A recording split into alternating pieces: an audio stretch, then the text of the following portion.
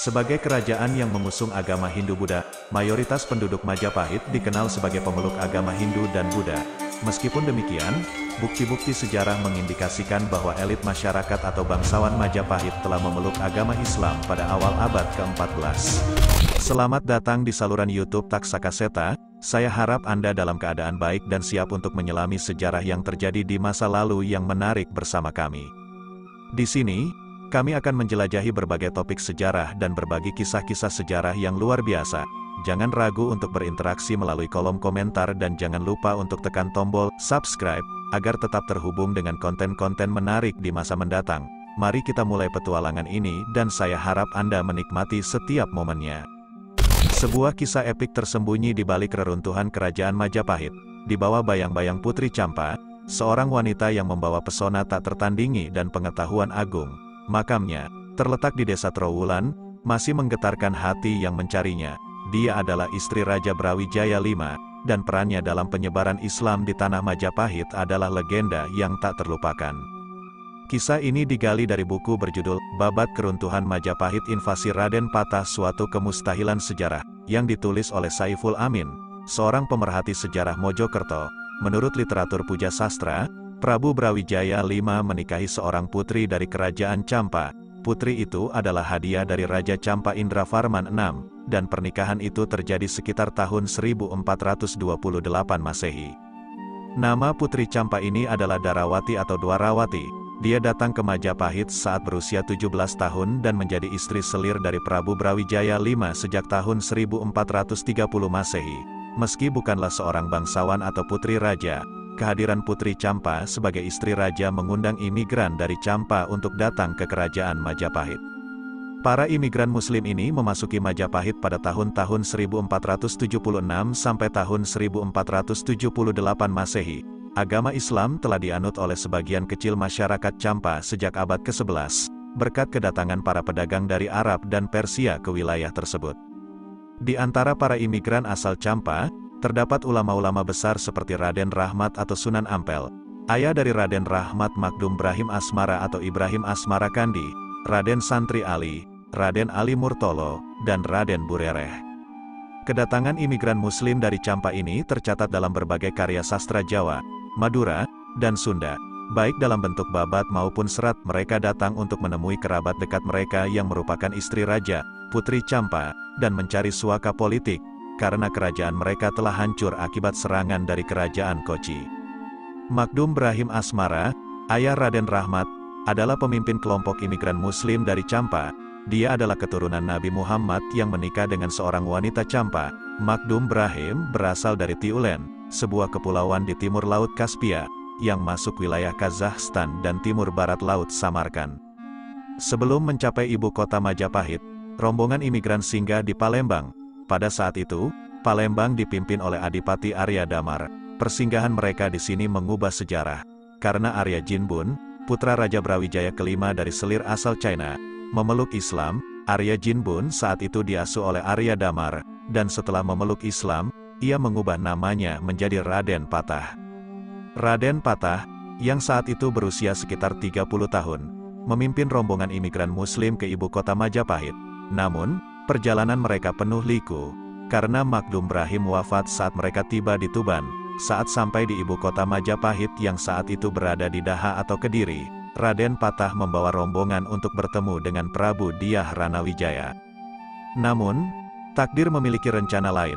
Putri Champa yang menjadi tujuan mereka telah meninggal dunia pada usia muda, saat berusia 35 tahun pada tahun 1448 Masehi atau 1370 Saka. Meskipun mereka berencana untuk kembali ke Champa, Raja Ranawijaya melarang mereka. Namun, atas lobi politik Raden Patah, mereka diberi tempat tinggal oleh sang raja. Kedatangan imigran muslim asal Champa ini mendorong Prabu Ranawijaya untuk menggagas pendirian masjid. Dia berharap daerah pesisir seperti Surabaya, Gresik, dan Tuban akan menjadi lebih ramai dikunjungi oleh pedagang muslim lainnya, yang pada gilirannya akan memberikan keuntungan ekonomi bagi Majapahit. Di bawah kepemimpinan Raja Ranawijaya, Raden Rahmat ditempatkan di Surabaya, sementara Raden Santri Ali ditempatkan di Gresik. Raden Rahmat kemudian menjadi imam masjid di Ampel Denta dan dikenal dengan sebutan Sunan Ampel. Dia juga menikahi Nyi Ageng Manila, putri Adipati Tuban Arya Teja, dan akhirnya diangkat menjadi Adipati Surabaya menggantikan kakek istrinya, Arya Lembusora, yang telah meninggal. Menurut Babat Tanah Jawi, Raden Rahmat meminta Raden Patah untuk membangun sebuah masjid besar di Demak, tahun 1479 Masehi atau 1401 Saka. Raden Patah melaksanakan perintah tersebut, sambil menjabat sebagai pecat tonda di Bintoro. Dia juga menikahi adik kandung Raden Rahmat, Nyi Ageng Maloka. Raden Patah akhirnya meninggal dunia pada usia 58 tahun karena sakit pada tahun 1507 Masehi. Posisinya sebagai penguasa Demak digantikan oleh Pati Unus, yang bergelar Anumerta Pangeran Sabrang Lor, putra Raden Patah. Sementara itu, di Majapahit, tahun-tahun 1510 sampai tahun 1511 Masehi, Raja Ranawijaya meninggal dunia dan digantikan oleh Prabu Udara. Pati Unus menolak tunduk pada Prabu Udara karena bukan keturunan raja, sementara dirinya adalah keturunan penguasa Majapahit dari garis Brawijaya V. Akibatnya, wilayah pesisir Tuban, Gresik, dan Surabaya mendekat ke Demak karena kesamaan keyakinan Islam dan sejarah mereka yang berasal dari imigran Campa. Pada tahun 1513 Masehi, kota penting dekat Demak, yaitu Juwana, diserang oleh Prabu Udara. Kemudian, pada tahun-tahun 1520 sampai tahun 1521 Masehi, Pati Unus melakukan serangan terhadap Majapahit, mengakibatkan Prabu Udara harus mengungsi ke Panarukan, dekat Blambangan. Dengan begitu, Majapahit akhirnya tunduk di bawah kekuasaan Demak, dan wilayah kekuasaan Majapahit pun berubah menjadi wilayah Kerajaan Demak yang menganut agama Islam. Kerajaan Majapahit, yang berpusat di Jawa Timur, telah dikenal sebagai kerajaan Hindu-Buddha terbesar di Nusantara. Catatan-catatan sejarah kuno menggambarkan kekuasaannya yang meluas, dari Semenanjung Melaka hingga ke wilayah Indonesia Timur. Namun, masih terdapat perdebatan seputar sejauh mana wilayah kekuasaan sebenarnya Kerajaan Majapahit. Sebagai kerajaan yang mengusung agama Hindu-Buddha, mayoritas penduduk Majapahit dikenal sebagai pemeluk agama Hindu dan Buddha. Meskipun demikian, bukti-bukti sejarah mengindikasikan bahwa elit masyarakat atau bangsawan Majapahit telah memeluk agama Islam pada awal abad ke-14. Salah satu bukti tertua yang menunjukkan adanya orang Jawa yang memeluk Islam adalah batu nisan yang ditemukan di pemakaman Trowulan dan Tralaya di Desa Sentonorejo, Kecamatan Trowulan, Kabupaten Mojokerto, Jawa Timur. Pemakaman ini terletak di ibu kota Kerajaan Majapahit.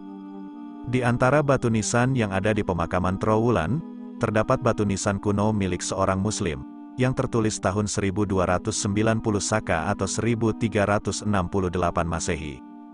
Ini hanya salah satu contoh, karena masih banyak lagi batu nisan Muslim lainnya yang ditemukan di sana. Batu nisan ini memiliki makna sejarah yang sangat penting.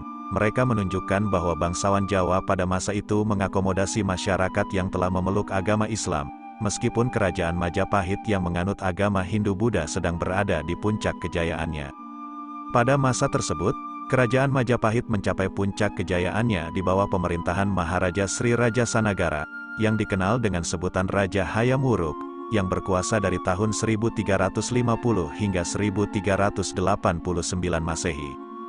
Di bawah pemerintahannya, Majapahit mencapai kejayaannya yang luar biasa. Raja Hayam Wuruk diabadikan dalam syair epik, Desawarnana, yang lebih dikenal dengan nama Nagara Kertagama, yang ditulis oleh seorang Buddhis bernama Empu Prapanca pada tahun 1365 Masehi. Dalam pembukaan karya ini, Raja Hayam Wuruk digambarkan setara dengan Siwa dan Buddha, bahkan sebagai perwujudan tertinggi dari agama atau filsafat apapun. Nagara Kertagama juga memaparkan gambaran yang memukau tentang istana kerajaan Majapahit, mengisahkan tentang raja-raja, biksu-biksu, tata kelola kerajaan, istana, dan desa-desa di dalam kerajaan ini. Namun, ironisnya, tulisan dalam Nagara Kertagama tidak mencantumkan keberadaan Islam di tanah Jawa. Meskipun begitu, bukti-bukti yang telah ditemukan menunjukkan bahwa anggota keluarga kerajaan Majapahit ada yang telah memeluk Islam. Ini membuka sebuah jendela rahasia tersembunyi dalam sejarah kejayaan Majapahit, yang lebih kompleks daripada yang terlihat pada permukaannya. Jejak Islam dalam kejayaan Majapahit adalah salah satu contoh bagaimana berbagai agama dan budaya dapat saling berdampingan dalam sebuah kerajaan yang luas dan beragam. Keberanian bangsawan Majapahit untuk memeluk Islam menambahkan nuansa kekayaan budaya yang tidak dapat diabaikan dalam sejarah Nusantara. Sejarah panjang Kerajaan Majapahit di Nusantara memiliki banyak misteri yang belum sepenuhnya terungkap, termasuk jejak penyebaran Islam di dalam lingkup kerajaan tersebut. Kompleks Makam Troloyo di Desa Sentonorejo, Kecamatan Trowulan, Kabupaten Mojokerto adalah saksi bisu dari masa lalu yang menyiratkan bahwa Islam pernah berkembang di sini. Lokasinya yang dekat dengan kawasan Trowulan, wilayah kekuasaan Kerajaan Majapahit, memperkuat dugaan bahwa Majapahit mungkin telah menerima pengaruh dari agama Islam. Dalam kompleks ini, kita dapat menemukan 19 nama tokoh Islam yang dimakamkan, termasuk Syekh Jamaluddin Al-Husain Al-Akbar, yang juga dikenal sebagai Sayyid Husain Jumadil Kubro, yang disebut sebagai pusat dakwah para wali songo. Namun, selain dari keberadaan makam-makam ini, ada satu nama yang mencuri perhatian, yaitu Tumenggung Satim Singomoyo, seorang pejabat asli Majapahit yang konon menjadi mualaf pertama dan penyebar Islam di Jawa. Penggede, pejabat tinggi, Kerajaan Majapahit ini memainkan peran kunci dalam membantu Syekh Jumadil Kubro dalam menyebarkan dan mengembangkan Islam di Jawa. Salah satu alasan utamanya adalah karena kepribadian Tumenggung Satim yang mudah diajak berdialog dan bermusyawarah. Tumenggung Satim Singomoyo adalah seorang pejabat berpengaruh yang memiliki seorang istri bernama Raden Ayu Dewi Condro Asmoro. Pada masa itu, Tumenggung Satim juga dikenal memelihara seekor harimau, yang memberinya gelar Singomoyo. Di dalam kompleks makam Troloyo, kita juga dapat menemukan sebuah sumur tua dan kolam kecil yang biasa digunakan untuk berwudu dan membasuh wajah. Konon, sumber air ini juga digunakan sebagai tempat minum harimau peliharaan Tumenggung Satim. Kedatangan Sayyid Jumadil Kubro ke Jawa dan Majapahit pada saat itu bertujuan utama untuk menyebarkan ajaran Islam. Namun, perjalanan dakwahnya tidaklah mudah, karena agama Hindu masih menjadi agama mayoritas di Majapahit. Keberadaan Tumenggung Satim Singomoyo menjadi jembatan penting dalam memperkenalkan Islam kepada masyarakat Majapahit sebelum akhirnya banyak yang memeluk agama ini. Tumenggung Satim didampingi oleh dua orang santri, yaitu Raden Husain dan Imamuddin Sofari, yang ikut dalam upaya penyebaran agama Islam. Makam Tumenggung Satim saat ini ditandai oleh tumbuhan pohon jati. Meskipun seiring berjalannya waktu, beberapa pohon seperti aspak dan beringin tumbuh di sekitar makam ini. Keberadaan makam ini menjadi saksi bisu yang mengungkapkan perjalanan unik Islam di dalam kejayaan Majapahit, sebuah bagian yang belum sepenuhnya terungkap dari sejarah yang kaya Nusantara. Kesimpulan dari kisah ini mengungkap kisah tersembunyi di balik keruntuhan Kerajaan Majapahit dan peran penting Islam dalam perkembangan sejarahnya. Kisah dimulai dengan Putri Campa, istri Raja Brawijaya V, yang memiliki pesona tak tertandingi dan pengetahuan agung. Kehadirannya memikat imigran Muslim dari Campa ke Majapahit, yang memainkan peran kunci dalam penyebaran Islam di wilayah tersebut. Imigran Muslim dari Campa datang ke Majapahit pada akhir abad ke-15 dan membawa agama Islam. Mereka mencari suaka politik setelah kerajaan Campa hancur akibat serangan dari kerajaan Kochi.